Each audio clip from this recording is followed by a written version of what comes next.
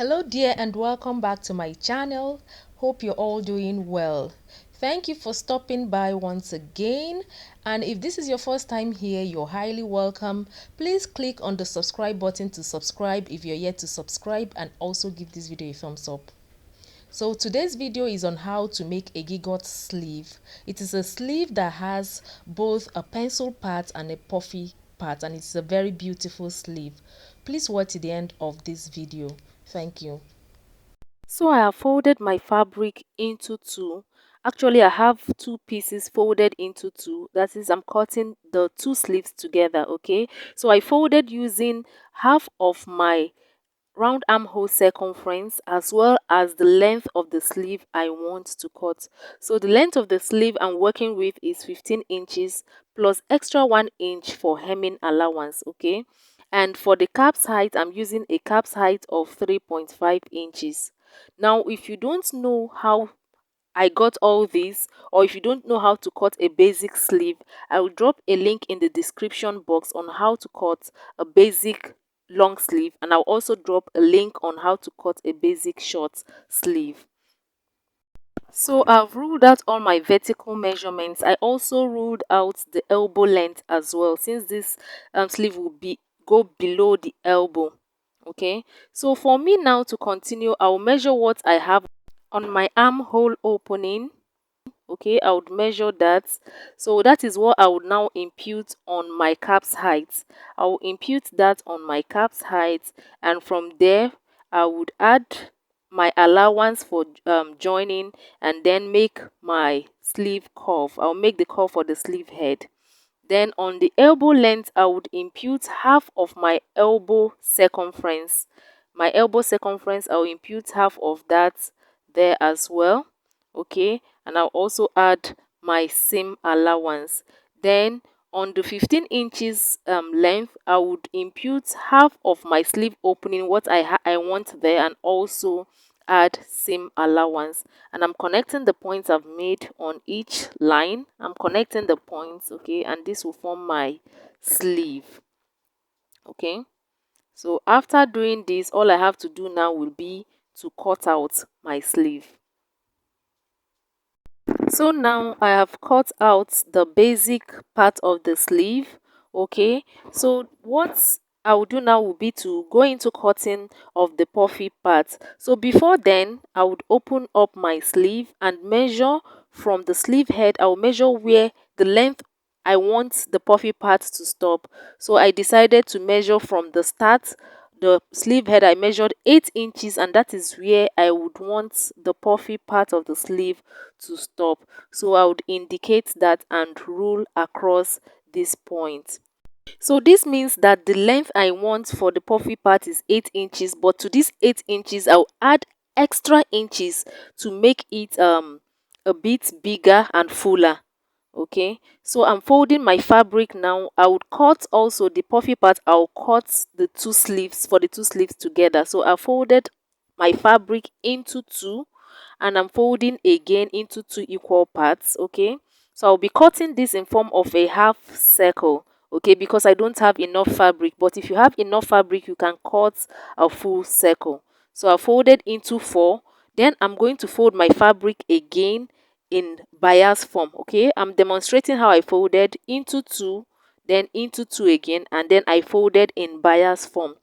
This is because I want to cut the two um sleeves together, and I don't have enough fabric, so I'm using a half circle to cut out for the puffy part. So I'll go ahead and fold my fabric again. I've already folded 4 times, and I'm folding again in a bias form. This will enable me cut the two sleeves together. So now that I've folded, from the tip of my folded fabric, from the tip, as you can see, as I'm demonstrating, from the tip I would measure a length of 5 inches and measure that all round. So this opening will be the opening you attach to the sleeve head. So you will cut, this measurement will be based on um the sleeve circumference, the armhole circumference you're working with. Okay, for me I'm working with 16. Okay, then from this point now, this part I've measured, I would also measure 14 inches. Okay, remember I said I needed 8 inches, that's the length for the puffy part, but to that I'm adding extra 6 inches, 1 inch for joining allowance and 5 inches extra to make it fuller and bouncy. Okay, if you use the exact measurements, the sleeve will not look beautiful, so you add at least extra 4 to 5 inches to your measurement, whatever measurement the sleeve is. So I have cut out my sleeve. Okay, so I've cut out, so I'm going to split into two. Remember I said I cut the two sleeves together. So I'm going to split this full cycle I have now into two to give me my two sleeves. So as you can see, I've slit the sleeves into two and I have my two sleeves. Okay, so I'm going to fold them back again into two because I'm going to modify this sleeve.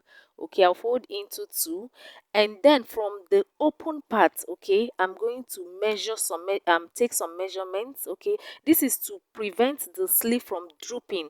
The sleeve, the part that will be under the armhole, the lower part from drooping or being longer than the part above. Okay, so I measure 3.5 inches, and from the center of the sleeve opening, the opening I have up, I'm connecting to this 3.5 inches I measured. The part I'm measuring is the part where the sleeves are open. Okay, so that's where I measured my 3.5 inches, and I'm connecting as you see me do. So I'll cut this part off. So what this does now is that it will make the length under the sleeve part under the armhole, and the part up, okay, the part coming from up, so that all of them will be equal and look beautiful, rather than having the part under the arm to be longer, way longer than what to have above the arm. I'm checking my measurements, and this part I cut out, the part that will be under the armpits, is shorter by 3.5 inches than the other side. So now I've brought my basic sleeve. Okay, I indicated the wrong side, so I'm turning my sleeve to the right side. I'm turning my basic sleeve to the right side, and from the sleeve head I will remeasure that measurement I took, the 8 inches measurement. So I would take that measurement now on the right side of the sleeve. Please take note, on the right side of the sleeve.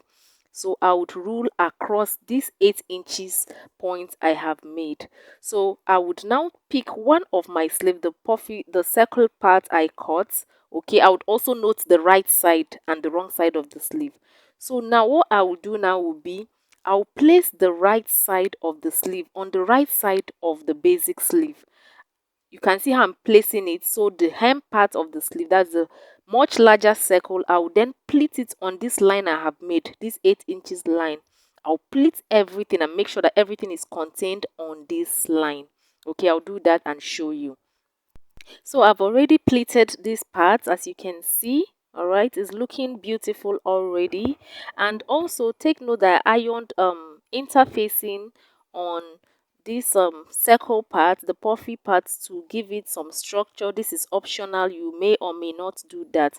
So what I'm going to do next now will be to attach the upper part, the open part of the puffy part, to the sleeve head. I will attach it all round. Okay, I'll pleat it all round because it's a bit bigger than what I have on my actual sleeve head for the pencil sleeve. So I've done that, and you can see what I have. Okay, I've closed that part up, and then the sides, I would also attach the sides for the puffy part on the side. You can see this part, I'll attach it also on the basic sleeve.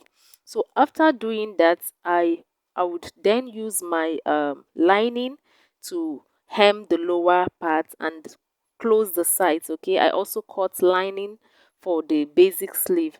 So what I'll do now, I'll place right sides facing each other, and I will sew the hem part of the sleeve and also sew the sides, okay, on the right sides facing each other, and then turn to the wrong side.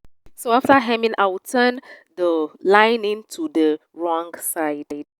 Okay, I've used the lining to hem the lower part and also to turn the sides, and I've also turned the lining to the wrong side. So after turning with my lining, this is what I have. Next up will now be to um, join the sleeve by the side. Okay, I'll close up using the seam allowance I left for the side. So after doing that, the last thing now will be to attach the sleeve. Okay, I will turn out after joining. I will turn out to the right side and then attach the sleeve to the armhole opening, and that would complete the making of this beautiful sleeve. Okay, so please, if you're yet to subscribe to my channel, please and please click on the subscribe button and also on the notification bell so that you'll be notified every time I upload a new video. And if you enjoyed watching this video, please give this video a thumbs up. And I've also uploaded the video of the top. I attached this sleeve to a basque waist top, and it has a shoulder dart bustier that, so please check that out if you've not seen it, or if you want to learn how to make a shoulder dart bustier top, or how to make a basque waist top. So that's it for this video, guys. Thank you for watching. Please don't forget to give this video a thumbs up, and if you're yet to subscribe, please don't forget to subscribe before you go. Thank you for watching, and I hope to see you in my next video. Bye.